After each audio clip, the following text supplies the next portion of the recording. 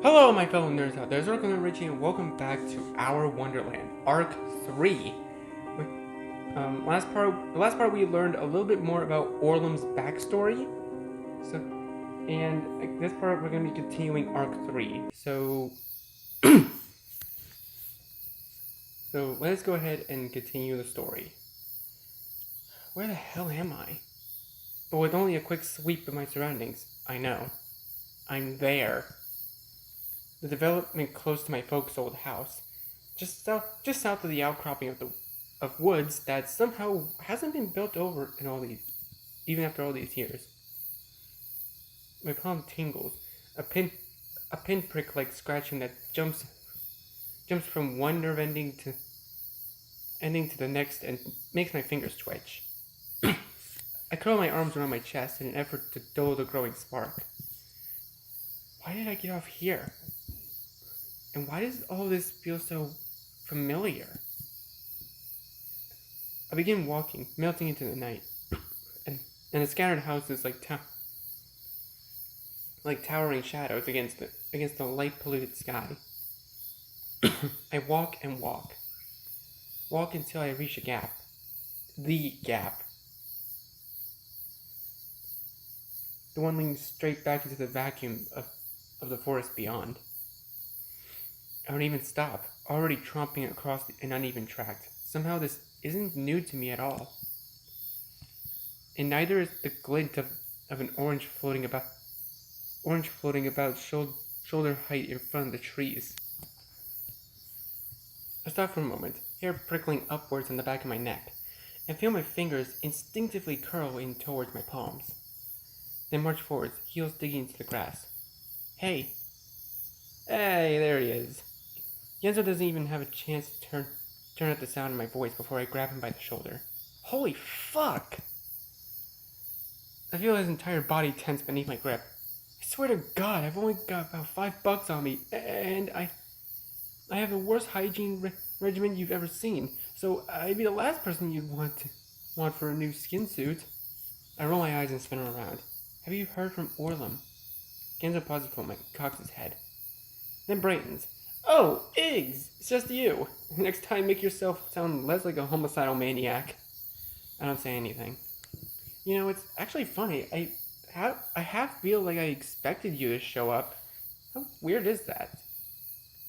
Here I am doing who the fuck knows what, and then you show up doing who the fuck knows what.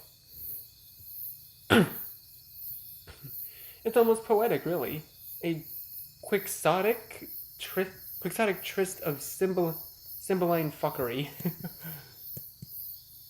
I asked if you've heard from Orlam. Genzo pushes his glasses up on his nose, smiling unwavering. How long have you known me for, Iggs? Would I be in this sanguine mood if his unique brand of nightmare fuel has seeped within 5 feet of me today? I reach forward before I can stop myself. Grabbing the collar of his jacket and yanking him up on his toes. He's missing! Genzo's sunglasses slide down on his nose, and I see him blink up at me in unfocused concern. This quickly fades, lips curling into a grin. Damn, is it my birthday? How else could I get that lucky? I groan in aggravation and push him away. You know, you could show even a hint of concern for once. Genzo smooths down in front of his jacket. Iggy, he ain't 5. He can do whatever the fuck he wants.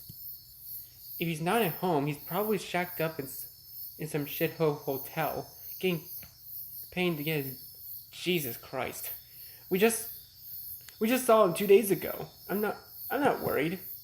I press my lips together. No, he wouldn't know. How could he know? And even if he did know, he wouldn't care. I bite down on my tongue. I could feel the anger that had been fizzling just beneath my consciousness begin bubbling up towards the surface. Well, you know, maybe... Genzo cuts me off, tapping a finger against my lips. He was also doing who the fuck knows what. Just like us, dances squirrely little fuckboy feet over here. Or there. Really? I mean, it is awfully serendipitous, don't you think? Despite his tone, his words do give me pause. And I find myself turning my gaze towards the darkness of the woods. You mean there? Well, I don't mean the Vatican City. I scratch at the back of my head, curl my toes inside my shoes. Do you think we should go check? You ask as if both of us weren't planning to go already. He's right. Fuck, he's right. I bring a sweaty palm to my forehead, taking a moment to close my eyes. Why the fuck does all of this feel so familiar? It's because you've done it before. It's time loop. I always love stories with time loops. It's really fun. And what's even worse is that some part of me is scared to death.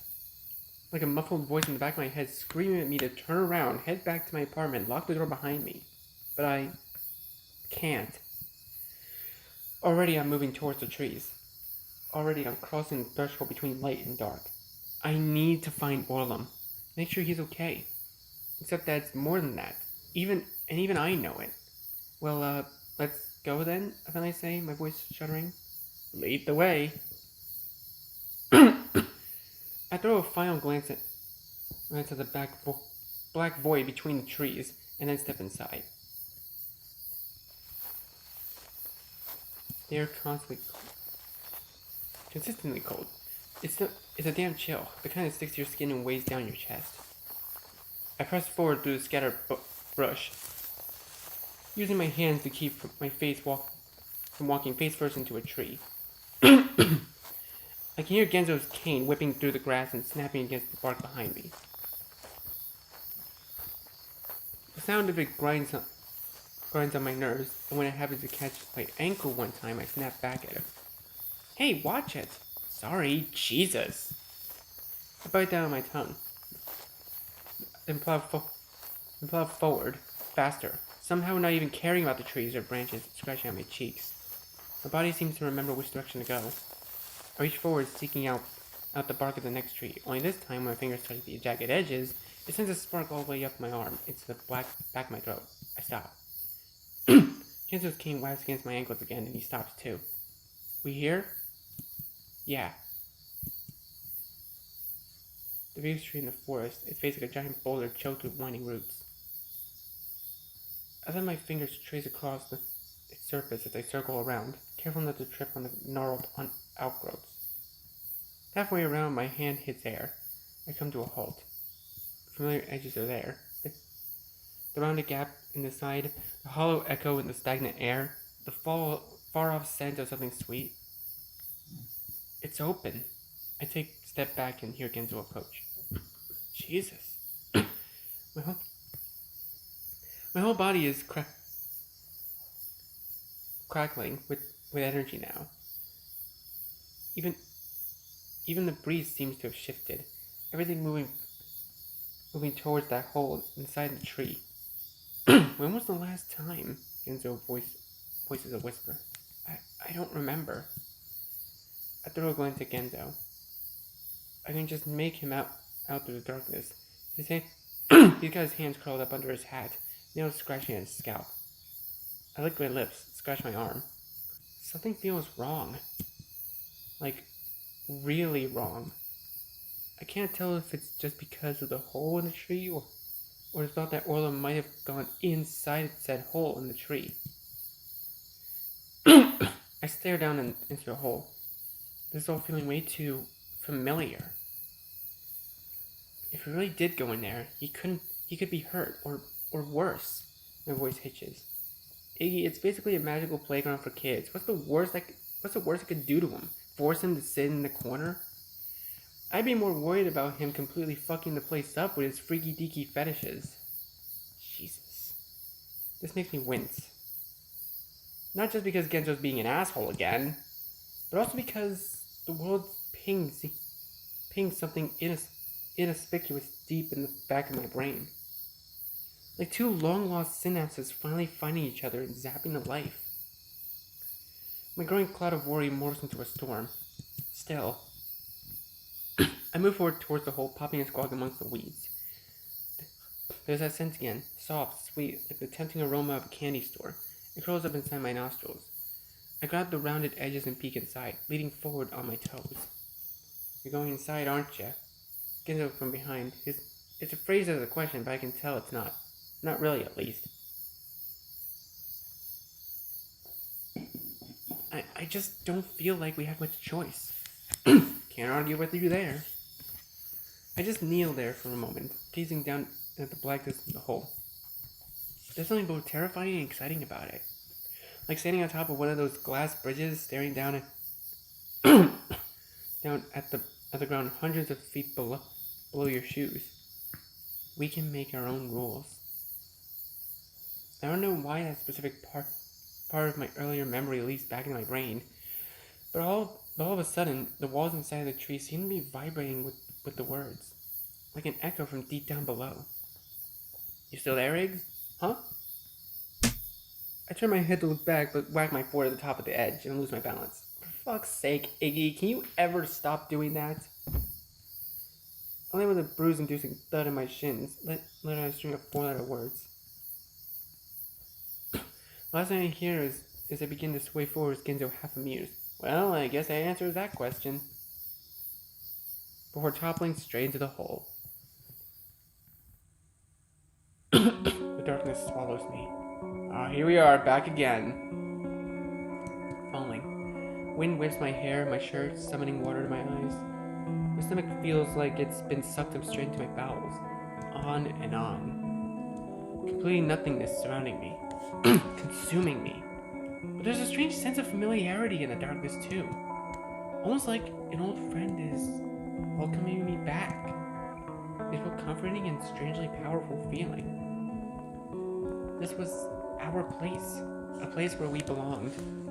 Where I belonged. Away from the all-seeing eyes of society. Iggy. I open my eyes. That voice again. Again? Yes, again. He's been waiting for me. What do you want, Iggy? What do I want? What kind of question is that? What do you wish for more than anything else in the whole world? I don't know. I think about my life. About my clients and the work waiting for me at home. My parents, my friends. Box and Uner, Gidget and Genzo, Orlam with his head shoved inside the toilet. I clench my eyes shut tighter. Everyone always wants something from me. Just leave me alone. I don't want anything. My fingers are starting to tingle.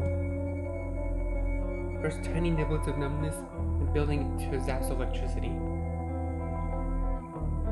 Up my arms they go, growing and growing, into my chest, into my stomach, shooting down my legs. And loud, so loud I can't hear, I can't think. Just when I think I can't take it anymore. My mind goes blank.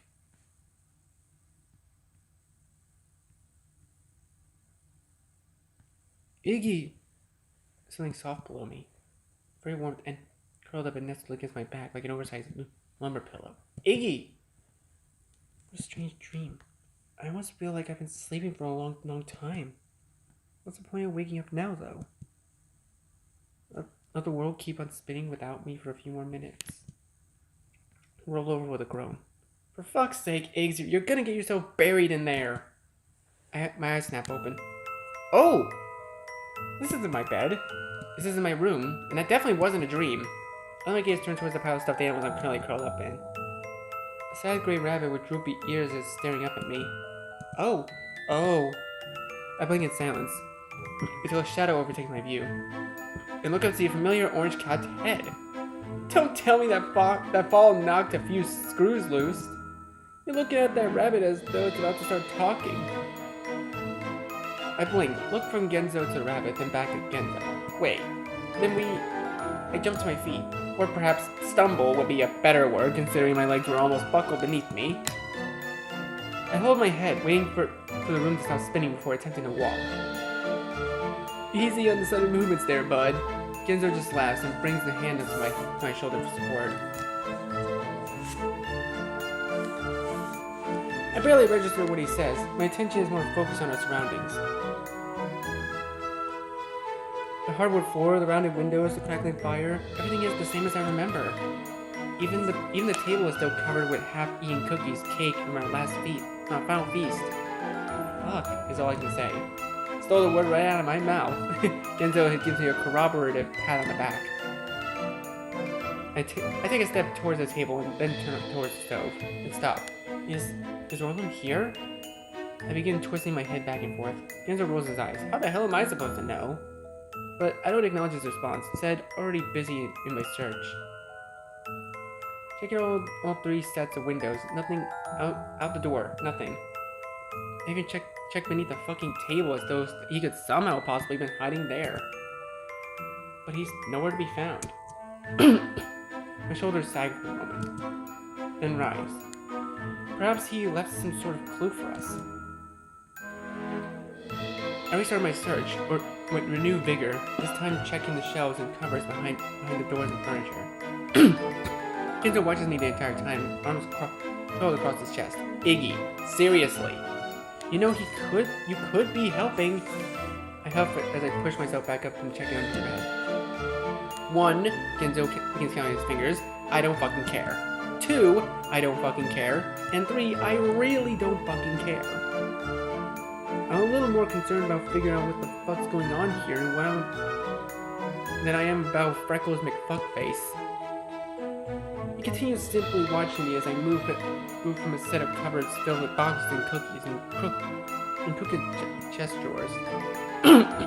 Dust and moths and who knows what else escapes in a cough-inducing cloud that gets sucked straight into my lungs as I open first one drawer then the other.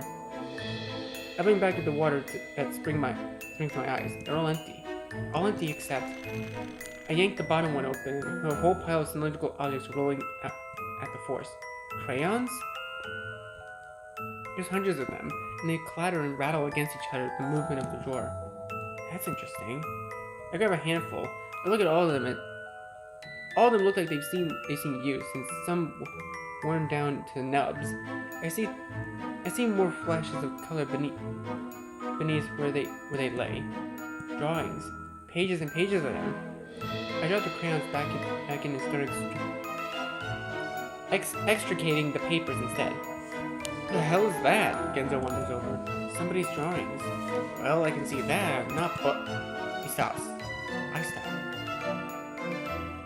Then I look up at him. Only just now that I've noticed he's not wearing his sunglasses. Oh. Genzo turns away, his hand to his hat, massaging his scalp underneath. It's, you know, the wish and all. It's just a temporary thing. I blink, look down at the drawings, and look back up at Genzo. It's actually weird now that I think about it. I hadn't even noticed. Almost like I had expected it. The thought elicits a gurgle of unease from my belly. I shake my head with force away. It's no big deal. I laugh. I mean, what else were you going to wish for, right? Right. Anyway, help me get these over the table. Sure. The two of us gather up as many drawings as we can for the bottom of the drawer, dumping them on top of the table. Cookie and cake crumbles go tumbling into the floor in the process. Oh! The drawings are crude, to say the least. But from the splash of orange decorating most of them, it's clear who made them. I didn't know Orlam was an artist. Genzo bites down on his lip, as though holding in laughter. When did he do all these, though? I don't remember any of us doing any drawing during our trips here. Maybe he came by himself. Genzo scratches his forehead. Nothing kept us from coming whenever we wanted. Pause. Not that I ever came by myself. He turns away with an unsettled cough. I feel my own cheeks heat up. I'd come by myself more than a few times. Sometimes just to get away from things. to have a place to myself to think, to escape, to shout at the top of my lungs where no one could hear me. But I'd never thought about the others, if they'd done something similar. I turned my gaze back to the drawings. There were so many of them. Most of them display Orlam and the rabbits playing outside, going on picnics, reading stories in bed. A good number of the others are simply of a single brown rabbit with droopy ears. Not a Wonderland rabbit, a normal rabbit. Drawings of it smiling, sleeping, eating leaves, some of them with Orlam and the rabbit holding it, petting it, feeding it. Guy really loved that rabbit. I fingered through the pile and moving more into view. Hey, isn't this you? I point at one of Orlam and what looks like Genzo holding hands and the smiling sun overhead. Isn't that sweet? I say with a grin. Genzo scowls and shoves it away so hard it flutters to the floor. Stupid. Give him a hard time, ignore it. I mean, Genzo kind of treats Orlam like shit, so we might as well give him a hard time. I mean, I would ignore it, but...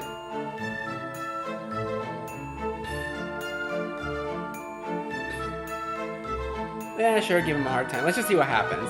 I can't help but a tingle of amusement playing with my thoughts. Oh, come on, it's cute. Genzo just grunts. It's dumb is what it is. I start poking him in the shoulder, curling into a playful grin. He loves you. He wants to date you. Genzo's eyes flash. Just fucking drop it, okay? I pull back, returning to a frown. Fine, whatever. Then roll my eyes and go back to my refill. There's more and more drawings. So many of them. Holy shit. I stop on one of a tall figure holding the brown rabbit in the air. Beneath the figure is a tiny Orlam with tears running down his face. Genzo and I just stare at it. I keep going. The drawings are getting weirder. Lots of black and lots of blue. Lots of scribbles of Orlam crying. Of the tall figure from earlier with his hands raised, another shorter figure looking at the ground with a giant frown. Of the shorter figure standing in the pool of red, I reach for the photo drawing and suck in my breath. It's nothing but jagged red and black scribbles. He'd attacked the paper so hard it's actually torn in places. I could see the upraised mounds of wax where pieces of crayons had become lodged in the resulting grooves. Genzo and I don't say anything. I let my hand fall back to my sideways slump. Well, that went from zero to fucked a little too quickly for my taste. I don't respond. I don't know what to say. All I know is that there's some big cold stone forming in my gut. I'm not able to dwell on it longer, however, because the moment the sound of footsteps interrupts my thoughts. Heavy, march-like, steady, and methodical.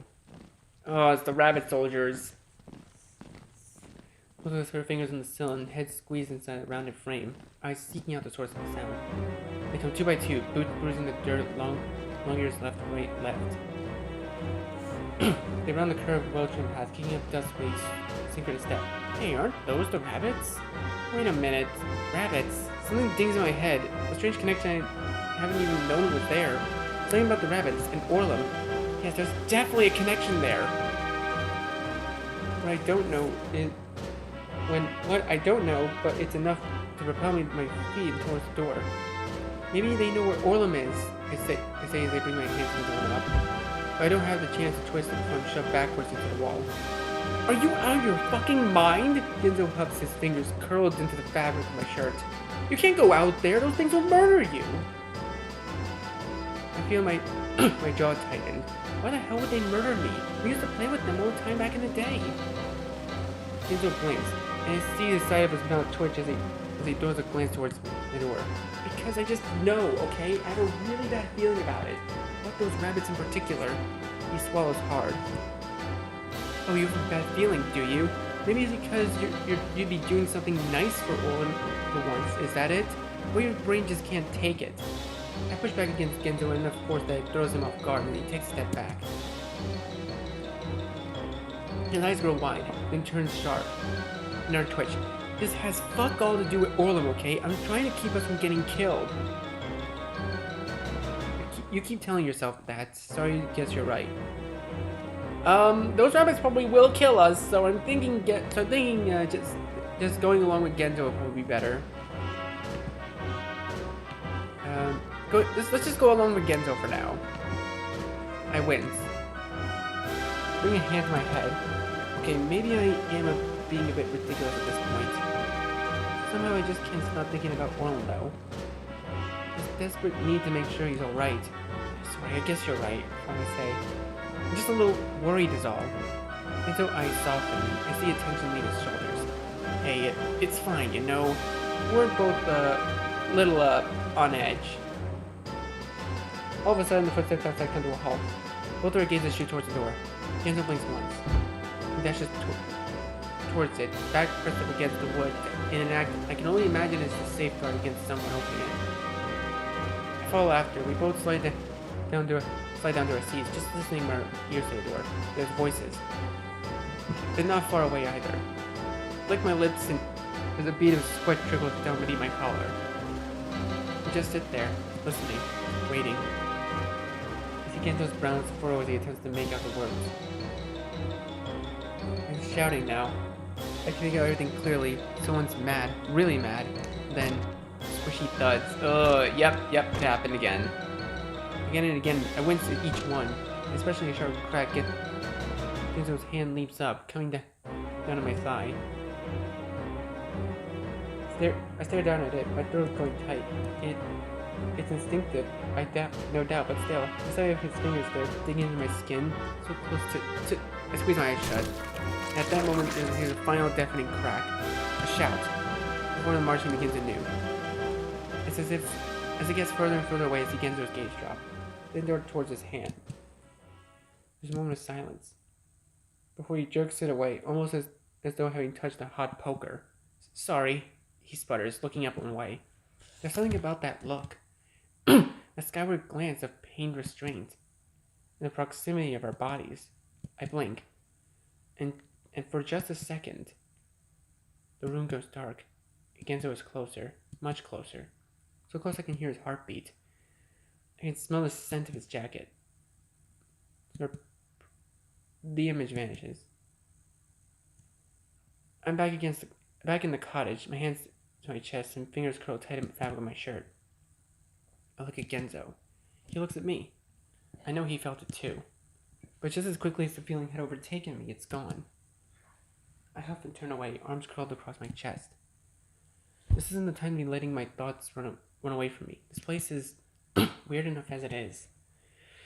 And we have more important things to focus on. Like figuring out what the fuck is even going on. And finding Orlam. If he really is here. He has to be here. There's no way he's... I don't give myself a chance to finish that thought. I shake my head and give my hair a tousle. Genzo just turns his head away with a grumble. Should we get going then, or what? Yeah, let's just go. We walk out the door in silence. God damn! The two of us are standing over the dead body of one of the rabbit guards. It looks like he's been bludgeoned to death, which would explain the sounds we heard from inside the cottage. It's fascinating, really. The way his head is dented inward, the way the veiny eyes bulge half out of the skull. Jeez, I don't need to hear a description. Not something you see every day, I muse. Yeah, unless you're a serial killer, Genzo squawks. He's kneading his cat between his fingers, eyes twitching. He glances at me with a cock of his brow. You done ogling the flayed corpse there, Iggs? I snap it on my days to shake my head. Not even having realized I've been staring. Just grossing me out is all. And rightfully so. Genzo tugs his cap back over his tousled hair. Let's keep moving then, shall we? He looks first to the left, then to the right. Let's say we go this way. Something inside me snaps. Oh, so you get to make all decisions now, do you? Genzo furrows a brow. God damn, Iggs, what's wrong with you? I was only suggesting we don't follow the homicidal rabbits, but go off. What the fuck? I blink. I did it again. Where did that even come from? Why should I care what direction we go in if it feels like literally everything is setting me off? Sorry, I rubbed my eyes. There's a strange residual heat dancing in my chest from the receding flash of anger.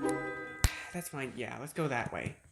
Genzo looks at me for a moment longer, chewing on the inside of his cheek. Then starts off down the path. I follow after him. It's quiet as we walk. The tall clusters of fiery red corridor us in as as a river of dirt directs us left, right, like the waters of a canyon. Above us, the sky glitters sunny orange, and on either side, strange flowers of blues, purples, and teals dot the grass between the trees. I catch Genzo glancing at me, but he turns back to the front and shrugs. Guess I almost hesitate to ask, but what did you wish for? I blink and frown. None of your business? Nothing. Why would I say none of his business? Jesus Christ, I'm not that rude. And we all know the right answer is nothing. Nothing. Nothing, I finally say. Nothing? I don't know, I couldn't think of anything. I don't want anything. God damn, Mr. Perfect over here. Here I had about 50 different things I could have wished for. I don't respond. Even now, I can't think of what I could possibly want. Or make sure Orlam's alright. But that's less of a want and more of a need? Like, I just seriously need to make sure he's okay. Make sure he's not, you know. I let the thought trail off as my eyes drift towards the surrounding trees. As for myself, though, I just don't really care enough about my life, about things, about myself. I chew on the inside of my cheek. The guilt is tickling the back of my neck again. You should have cared, my inner voice hisses. That's your problem. Now you're letting everything get fucked up. That anger again. But this time I quell it with a huff. We round the corner, and this time the path opens up to a small clearing. An outcropping of rocks overlooks a small pond at the other end. From its peak flows a miniature waterfall, light reflecting off a steady drizzle. I take a step towards the pond, only for Genzo to grab the back of my shirt. He quickly tugs me back behind a nearby tree. Just a second later, a rabbit soldier appears, his nose twitching and his eyes searching the ground. I freeze, eyes wide, the two of us just watching the rabbit in silence. Fuck, I know this! I definitely know this! The images of blurred trees and racing steps are flashing through my brain. Guess I must be feeling something too, because his arms tighten around me. Possessively almost. But rather than providing comfort, it just makes me scowl. I don't need your protection. I can take care of myself. I jerk away, but must misjudge the amount of force required, because momentum sends me stumbling forward and out from the safety of the trees. My eyes hit the dirt no more than 10 feet up in front of the rabbit. Iggy! I hear Genzo shout from behind me as I attempt to scramble back to my feet. The rabbit is already staring at me, looming over me. God damn, is he tall! I suddenly feel incredibly small. The rabbit head cocks first left, then right. His ears twitch. Who are you? He finally demands. I start to bring my hands up, hoping to somehow wave myself off, then change my mind. You know what? I don't need this shit. This is our world, and I'm not going to let some old rabbit do as he pleases. I bring my index finger up and start to march forward. But I'm unable to finish. Genzo rushes out of the trees and yanks me back behind him with such force it momentarily jolts the air out of my lungs. He puts his hands up like some sort of football quarterback ready to hike. We're just passing through. Nothing to see here, he tries. But the rabbit doesn't seem to be buying it. He blinks, just staring at Genzo. His eyes dilate, widen to go straight. Wait a minute, you're the fella the king told us to watch out for. He chuckles. And you've got yourself a little side dish, too. This must be a lucky day, a promotion and a treat. He raises his spear with a slobber, points straight at us, then charges.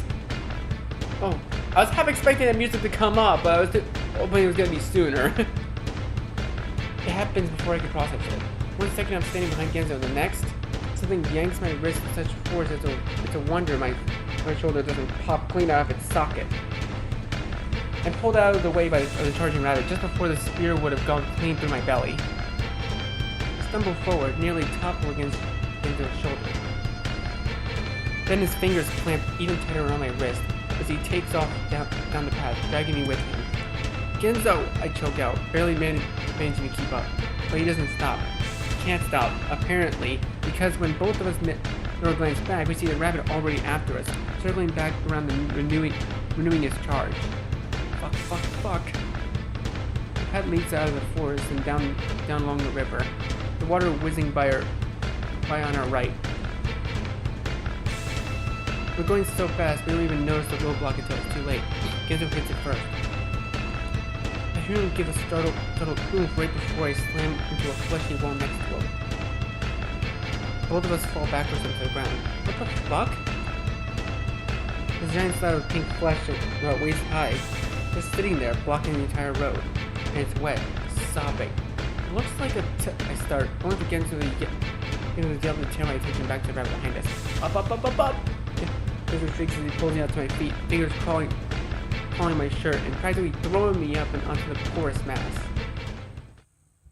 I go head over heels, landing with a moist flop on my back.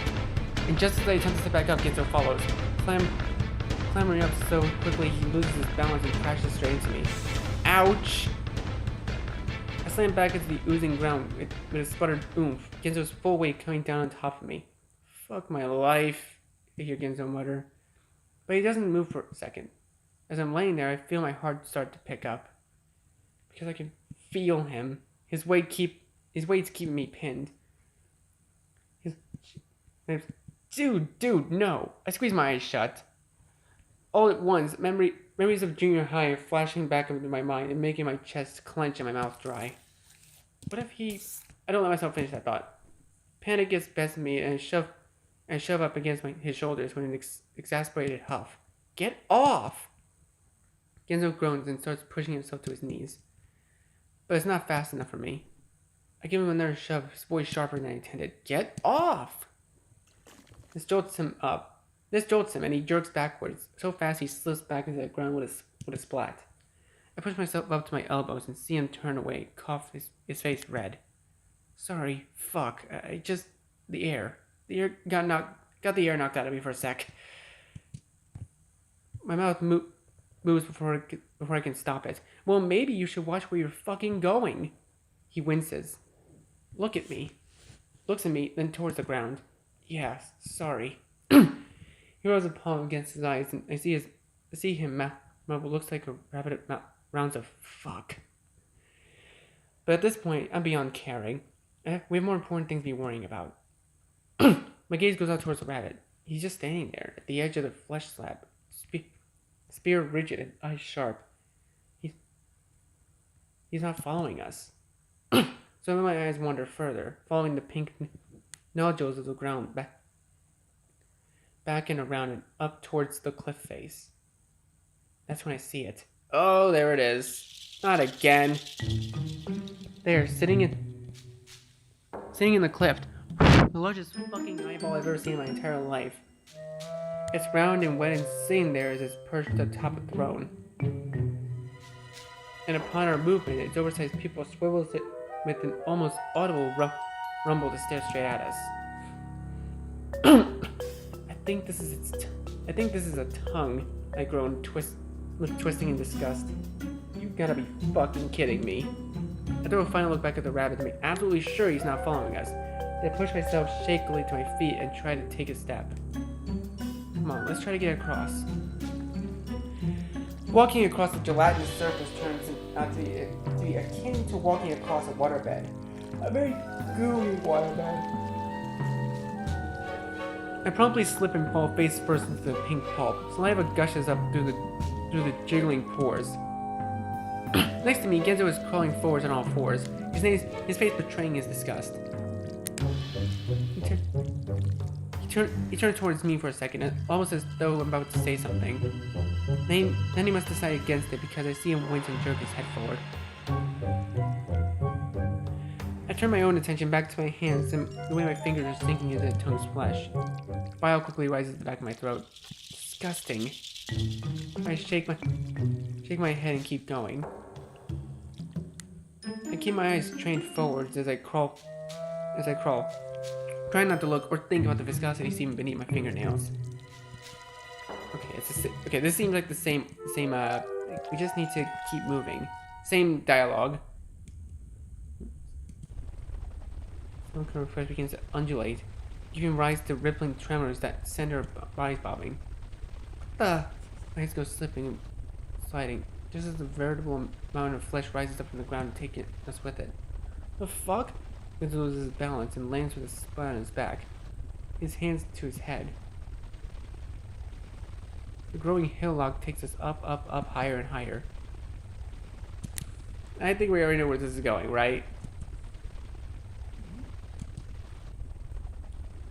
Slowly it stops. Supposed to stop. Yeah, we all know where this is going.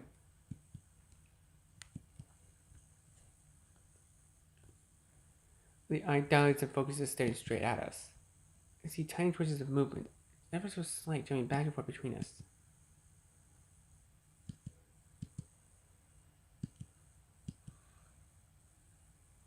I feel my brows furrow as my lips curl into a scowl.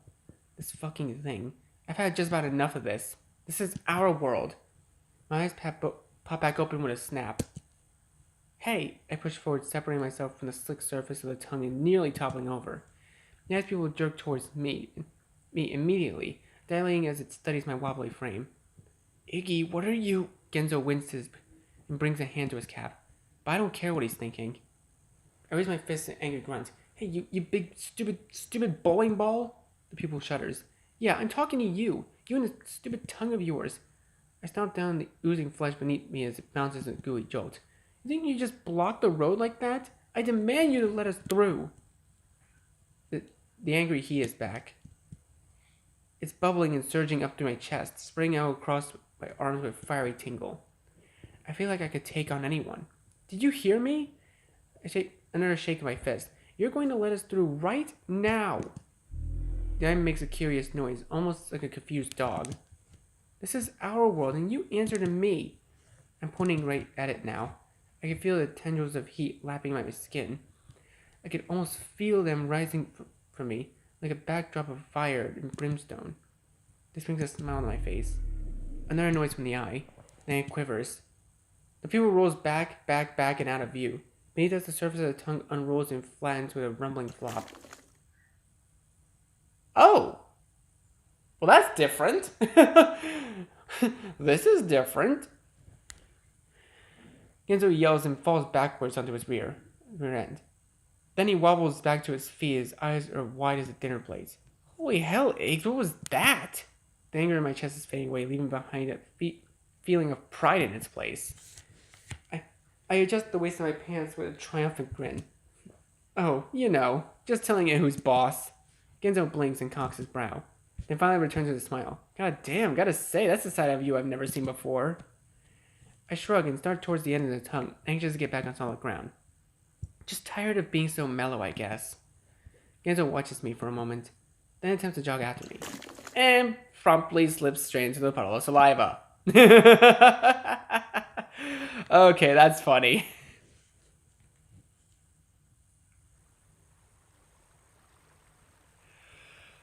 Once clear of the tongue, it's back to the road, which winds up and around, following a river out to our right. Genzo tries to wring what he can of the vicious muck out of his head, and I brush my fingers through the damp ringlets of my hair. I still feel gross. Even my pores feel clogged. What I do for a shower right about now? As I'm peering out ahead of us, a flash of movement catches my eye, and my gaze goes immediately towards the far bank. A dock that's been erected on the sand, and a boat is slowly gliding its way over from the opposite direction. Genzo follows my gaze. He narrows his eyes. That's curiously convenient. He's not wrong. But at the same time, no, I remember this. The sight of the miniature white riverboat is enough to bring fuzzy, shuffling images of bubbling to the surface of my brain. Genzo looks from the boat to me, then back to the boat. He opens his mouth, closes it. By the time he opens it the second time, I'm already off, jogging in the direction of the dock and the boat. Fuck. He clutches at his hat and starts after me. I get to the wooden steps of the dock as the boat comes to a halt on the other end of the pier. Jesus, Genzo huffs behind me as he runs to catch up. To the left of the dock is a cheery red and white flag with the words Kitty Cruise on it. Past it is a sea of river fork with the right channel leading back along the direction we just come, and the left leading deeper into the unknown. I don't know, my friggin' mouse broke.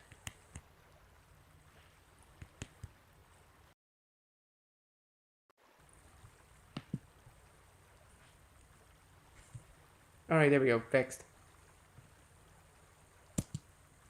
I point towards the boat with some sort of overweight tour guide. We can take this. Better than walking, that's for sure. You gotta be fucking kidding me. Stay out here and get eaten then. See if I care, I snap. For fuck's sake, Genzo growls. Whatever. I grimace. I can't seem to stop lashing out. The words keep coming out of my mouth before I can stop them. I massage my forehead, then start silently up the stairs. My ascent is halted, however, by a jovial, high-pitched voice from the other side of the railing. Come and ride the Kitty Cruise and sail away for days. Adventure like you've never had in the end of your malaise. I saw them blink, leaning over railing for a peek at the ground below. It's a flower. Brilliant white petals adorn its oversized head, and its glossy green leaves shimmy with its dance-like movements. Okay, honestly, I don't really know why, but every amazing adventure that's at a horror or something like that, no matter what adventure it is, there's always something with a flower. I swear there is. Genzo steps up to the railing next to me, blinking curiously. Weird. The flower twists atop its roots, as though looking up at us. Cap of orange, scant of height.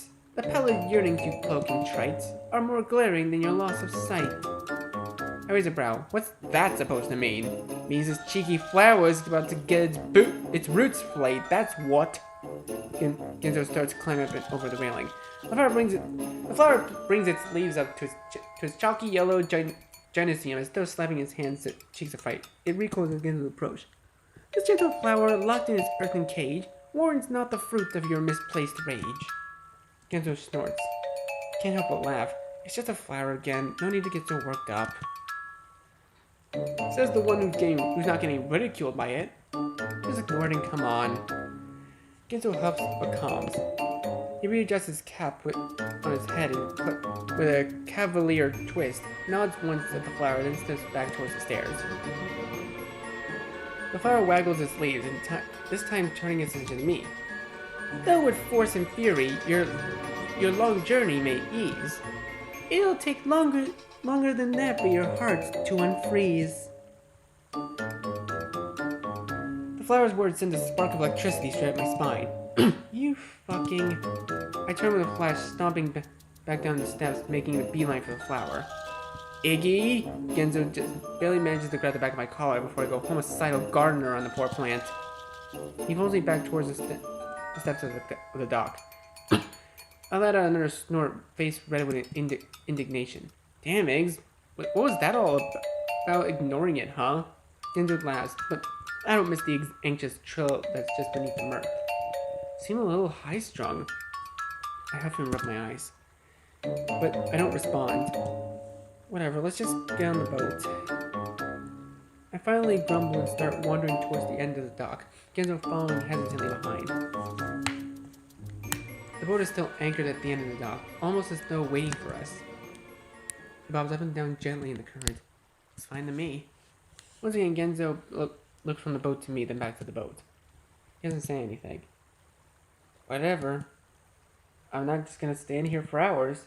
I step forward, tossing a leg over the side and half still on the bobbling boat. Genzo reaches as though wanting to help, but then quickly pulls back. He waits for me to sit down on one of the wooden benches before clambering in after me. For a moment, I worry that that it might sink beneath our combined weight.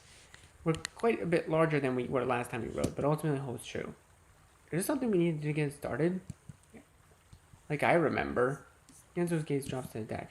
Fortunately, we're not left in the dark for long. Only a few seconds later, the water wheel slowly jumps to life. The river is calm, smooth, and the boat cuts through the water like butter, slowly but steadily.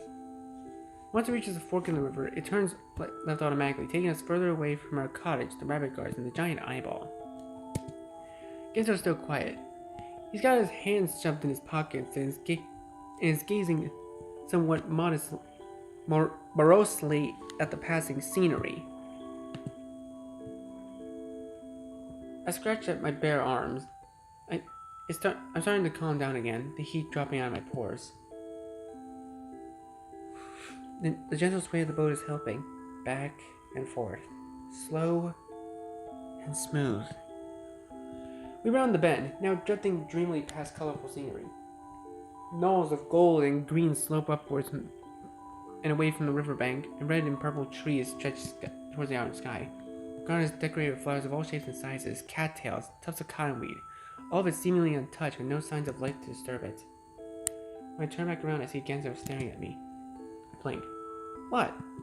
He looks away, guilty almost, as though he'd been caught doing something he wasn't supposed to do. Guess I'm just still not used to it. I pause. Being able to look at you, I mean. Oh, I simply say. I guess it, must be weird. Yeah, weird. He looks up at the sky, then back at the deck. Calls.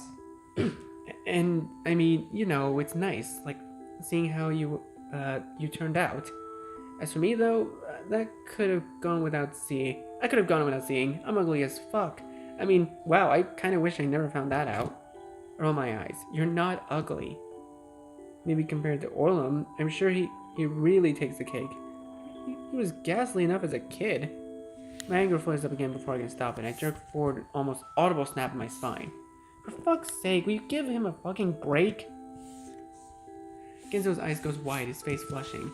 Then his gaze turns sharp. What the hell is wrong with you? It's just Orlam. Just Orlam. Just Orlam. Has it ever occurred to you that Orlam's a person too? That he's one of our friends and you should treat him like... and you treat him like shit? Well, sorry. I didn't know you were in love with the guy, for crying out loud. Genzo grinds his teeth. And also, what the fuck? Last I checked, you never cared about him before. Where was all this oh woe is Orlam back when we were kids? I never saw you stand up for him. I press my lips together, heart twisting. It's true. It's fucking true. I was a horrible fucking person. Yeah, well, I ripped my gaze away. Maybe I'm trying to make up for it. Genzo rolls his eyes. Oh, well, good for you, Mr. Saint. But just because you're having an existential crisis about it, doesn't mean you have to take it out on me. Jesus Christ, dude. Say nothing. Saying nothing has got us pretty far. Honestly, I kind of want to just see what happens if we said the other thing. But, dude, I jumped to my feet before I can stop myself, the momentum rocking the entire boat. He tried to kill himself again. Genzo stops. His face has gone white. He just stares at me. Though not really at me. More like pointing in my direction, but watching something else entirely on the surface of his eyes.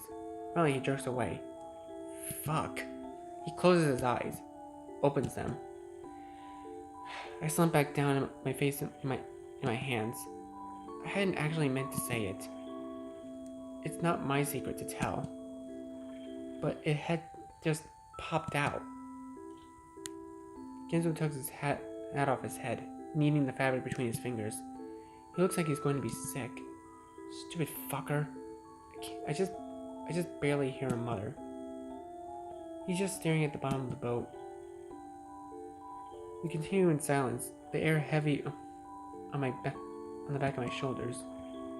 I can feel the rage down in my stomach. Rage at Genzo. Rage at myself. It's churning and frothing just beneath my diaphragm. Genzo grunts softly. He's looking at something in the right bank. What's that? Huh? A sign.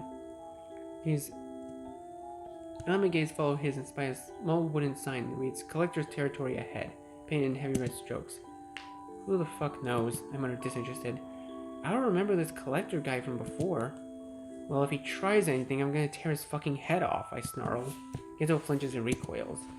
I just wrap my arms around my chest, staring fiery daggers through the bench in front of me. On and on we glide, and on, the aura of animosity floats over my head like a cloud. Past tree after tree, bend after bend, even past the strange yellow hillock covered in what appears to be slowly smoking trash. I say nothing. Genzo says nothing. Finally, a boat slows to a stop, and I see it dock, identical to where we embarked from. Guess this is where we get off. Genzo says sullenly as he pushes his feet. Oh, we don't even get to see the collector? Damn. I run a hand through my hair, scratching at the back of my neck. The hair is there, standing straight up for reasons I can't fathom. I swear, I feel someone watching me the entire way off the boat and onto the dock. I shake it off and shrug my shoulders. Genzo has his hands in his pockets and is staring down the wooden planks. I don't say anything as I walk past. Past the dock, a valley of dirt winds itself off and away from the river, bordered on either side by more trees. Come on, I finally muttered and start down the path.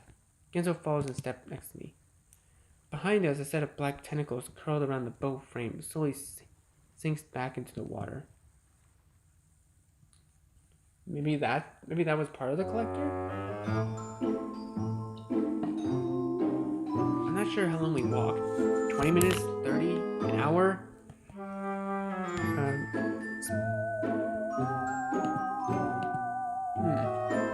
was about to say something and I just forgot. Time feels strange, almost as though it's not passing at all. And when I think back to the college and discovering the hole in the tree, it feels like a lifetime ago. I didn't work about the party. They all feel fake. Did any of that really happen? Of course it did. It's my life. It's me.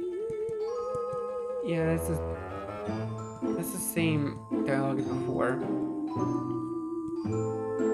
Oh, wait, hold up. I think back to the encounter with that eye. How satisfying it felt to tell that thing off. For some reason, it makes me think of Orlam. Maybe if I had been able to tell Genzo off like that years ago, maybe things wouldn't have gotten so bad. Hell, think of what my own life could have been if I had not been if I had that kind of gall. Not coding websites in a tiny apartment over in Brookside, that's for sure. Not spending my nights falling asleep on the couch and waking up to ice cream into my shirt. No, I might have actually accomplished something with my life. Gotten over my insecurities. And forced myself a place where I could actually feel like I meant something. All of a sudden, my footsteps changed in timber. I glanced down to see the dirt is given up to a cobblestone. I stopped for a moment, studying the new pavement. A tingle along the back of my neck and my back, almost as though some part of me knew this was coming, and knows what's going to happen next too. Next to me, Genzo half-heartedly kicks a pebble. Guess we're finally getting somewhere. Through the foliage veiling the upcoming bend, I spy a spattering of bright colors, too bright even otherworldly trees. There's something there. I expend the energy for a short jog, taking me around the trees in front of what I can only describe as a gigantic billboard. I stop, take it in. I feel my brows curl themselves in on themselves. Here we are again! Jesus! Genzo trots up next to me, equally stupefied. It's Gidget, only larger than life and wearing very little clothing. She's lying on her side, propped in her hand, holding a martini glass in the other. Yep, same dialogue as before. That's a side of Gidget I've never seen before. What the fuck is this? Oh, he's angry this time. It's a billboard, Iggs. Oh, stop with the fucking jokes already. I mean, what is it doing here? And why is Gidget on it for some fucking porn star? I throw an exasperated hand in the direction of the billboard. You're asking me like I have any idea either. Genzo rolls his eyes. What is she even doing down here? Does she think this is some kind of game? Genzo rubs his shoulder with a frown but doesn't say anything. Not only is the sign pissing me off, it's also making me uncomfortable. I have to put up with enough sex being shoved in my face in a daily life. Now here's my good friend revealing much more than I ever wanted to see of her and making my stomach turn flip-flops. I bring my hands to my arms as uncomfortable prickles begin turning my arm hair skyward. Damn, I've actually never seen Iggy that angry before. I shake my head and turn away, looking instead further up the path. It's bordered by other small placards that stick up in the ground like signposts. All of them sport Gidget, some gorgeous dresses, some summer symbols, and some really ridiculous get-ups that look like they come straight out of a fantasy or a horror movie. I see Genzo and chew the inside of his cheek. Guess that confirms Gidget's here. I huff, but then realize, if Gidget's here, then chances that Orlam is also here are much higher. In fact, Gidget might even know where he is. I start quickly down the Gidget line path. Follow the Gidget bricked road. Jesus, I hear Genzo yell before shuffling footsteps rush up behind me. This ain't the Boston Marathon, eggs. I've actually seen the Boston Marathon. It's really cool. I actually used to be in the Boy Scouts when I was a kid. Like we always we'd be on the side, right? And like the runners would come up and take the water cups from our hands. Like that's what we always did. Whenever a marathon came around, it was really cool. 20 placards later sees us as an entrance to a small village. I can't read. I survey the quaint little darkwood cottages of puffing chimneys and curving cobblestone roads and vined apple walls. I remember this, though not quite as clearly as the Kitty Cruise, more like an out-of-focus snapshot. Oh. Have I heard this song before? For once, we're not the only ones here. People are milling about, walking from building to building. But none of them so much as glance up at us as we look around. I walk down the street with purpose, my gaze going sharp as I take in our surroundings. Next to me, Genzo is adjusting his cap as he huffs to keep up with my forward pace. Around the next corner and stop. A crowd of people is gathered outside one of the more ornate-looking homes. There's a good 15 to 20 of them, and though they whisper amongst themselves, occasionally their attention seems fixed on the door. Genzo promptly bumps in my back. God fucking... But I ignore him, because I know what's going to come out of that door. I can already feel my jaw tighten. There she is again. Good morning, darlings! The door flings open to reveal Gidget with her hands raised above her to greet the crowd. The previously quiet gathering erupts into cheers and applause. Thank you so much for seeing me off today. And there she, can you believe it? The scouts here can't keep their eyes off me. Then she dances down the steps, crowd parting to allow her room. Honestly, I'm kind of pissed at this moment. I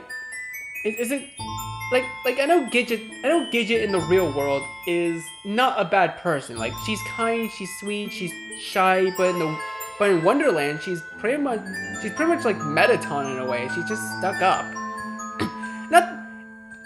And besides, I would actually prefer Metaton over her. Immediately, there's hands reaching out. Yeah, same dialogue as before.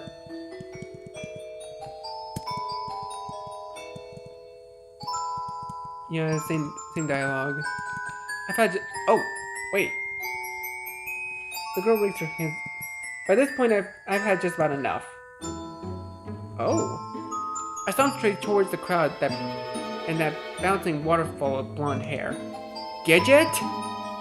Gidget turns to the sound of my voice. Before she can respond, my hand is on her wrist. I'm tugging her out and away from the crowd.